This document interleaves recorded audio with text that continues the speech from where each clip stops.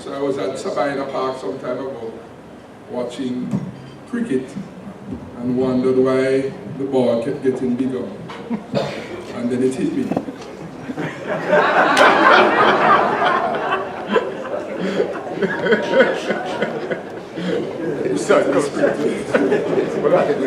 So I'm going to speak just briefly on medium-term projections and perspectives on engendering stronger growth rates. And thank you, Courtney, for the provocative questions. Hopefully you'll have time to ventilate. I think they're very important and occupy quite a bit of our discussion and assessment.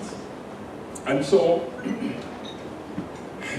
2017 marks 5 consecutive years of economic growth in Jamaica, starting in 2013, as you heard Constant outline and describe. Although the rates remain relatively subdued, with a high of 1.5% in 2016, the pattern, this consistent pattern of growth, is still nonetheless very encouraging.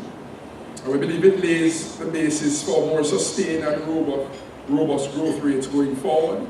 When we speak of enabling environment, we always think of the government playing its role in facilitating growth, private sector-led growth. But part of the enabling environment speaks to the conditions under which growth will take place. So when you speak of addressing for Jamaica much of our structural imbalances and the types of macroeconomic stability and the reforms that we are seeing taking root, then it causes and drives a lot of optimism in terms of our outlook, and a positive outlook for the near term, of course, medium and the long term. And so, though we recognize a persistent challenge and arising from some of the discussion before, impacting the performance of the Jamaican economy has been the impact of climate change and the associated weather-related shocks. You heard the description of the droughts and the flooding.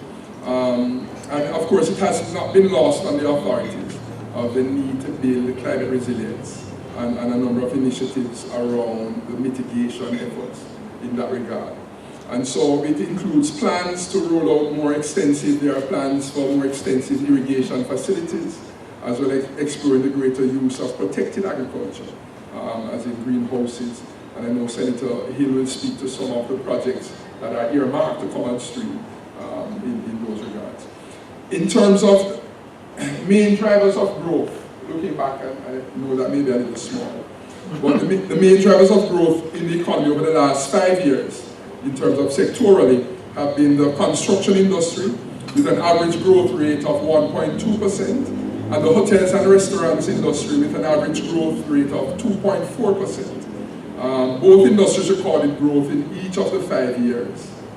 The services industry recorded growth every year during the 5-year period, driven primarily by the performance of the hotels and restaurants industry.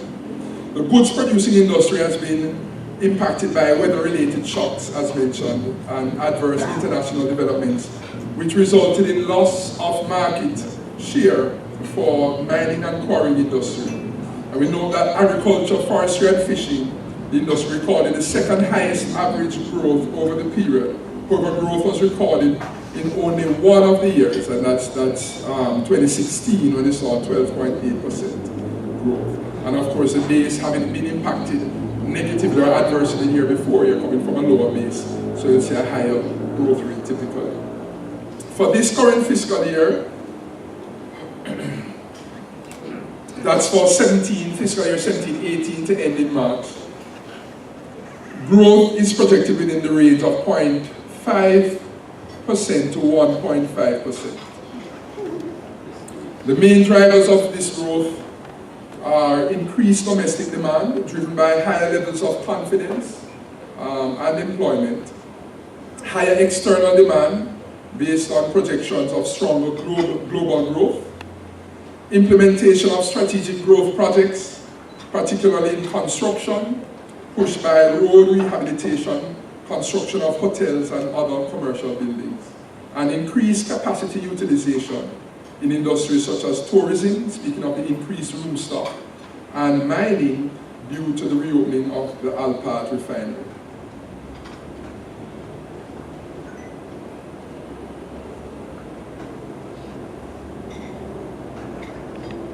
The main growth areas for 17-18 in terms of sectorally, mining and quarrying, we said hotels and restaurants, and construction. And so in the interest of time, we move. And we can come back to some of the issues. Looking forward, GDP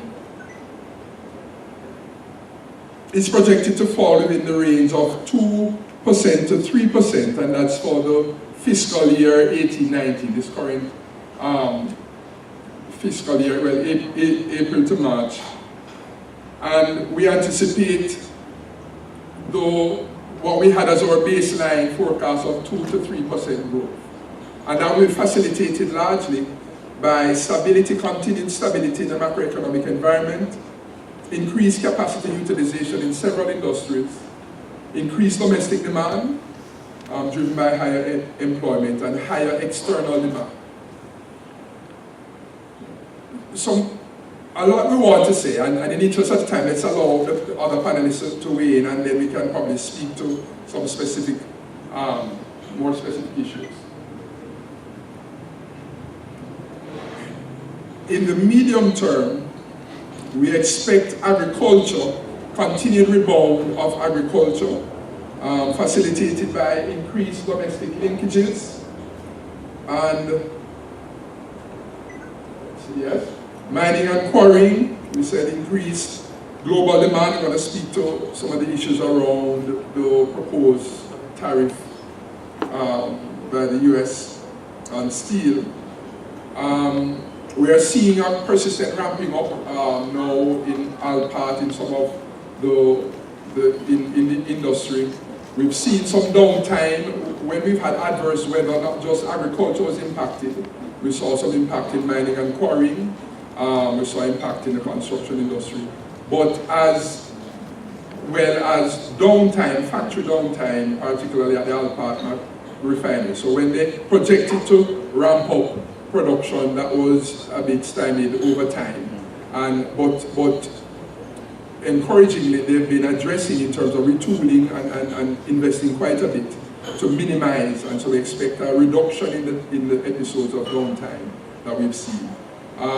In the construction industry, we're seeing major roadworks in the Mid-P and Southern Coastal Highway improvement. Residential construction has been improving. We've seen continued build-out in hotel rooms as well as in commercial buildings. In transport, storage, and communication, we're seeing higher alumina exports and visitor arrivals. Again, in the tourism sector, hotel and restaurants, increased room capacity. What is encouraging by speaking to increasing capacity in the industry. So you think of the hotel sector building rooms. You think of Alpat reopening and planning to expand by opening another plant in terms of, when you think of increasing room stock, highway construction and rehabilitation, it speaks of increasing the capacity of the economy. So that if you looked at, 10 years ago, 7 years ago, 5 years ago, that if you were to double, triple tourism demand, we couldn't benefit beyond a certain point because the room stock was limited. So unless you just simply increase prices as a result of increased demand. But then once you increase the room stock, you're speaking of a sustained increase in the sector. Once you build capacity in the mining sector, you're speaking of sustained increases. And I think those all go well for our positive outlook. And so now, to wrap up now, when we speak of sustainable growth, to ensure higher and more sustained growth, increased emphasis has to be placed on what we call addressing supply side constraints. And I think Andre may speak to a little bit about that as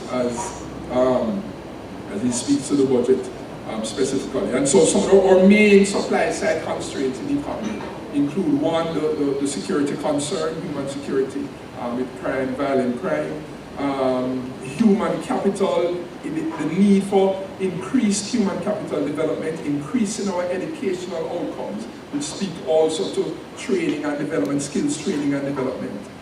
You heard the BOJ governor saying not long ago that his concern was, as we continue to build out the capacity of the economy, you may not have enough skill labor to fill the anticipated demand in the medium and long term. And so that's a supply side constraint we have to address, issues of labor supply and how we prepare for jobs of the future. The need for continued reform in the business environment, continued improvement, and I think it's been on the books and we've been doing quite a bit, I think, over the years, over the last 7 years, but more needs to happen. Even where legislation is passed, we need to do, in some cases, more to operationalize and realize the actual outcome of improvement. That legislation is a necessary condition but not sufficient in a number of the cases. And of course, building resilience against weather-related shocks. So those are some of the supply side constraints to ensuring sustainable growth in the Jamaican economy. And so let me pause there, allow others to weigh in while they have your undivided attention. Thank you very much.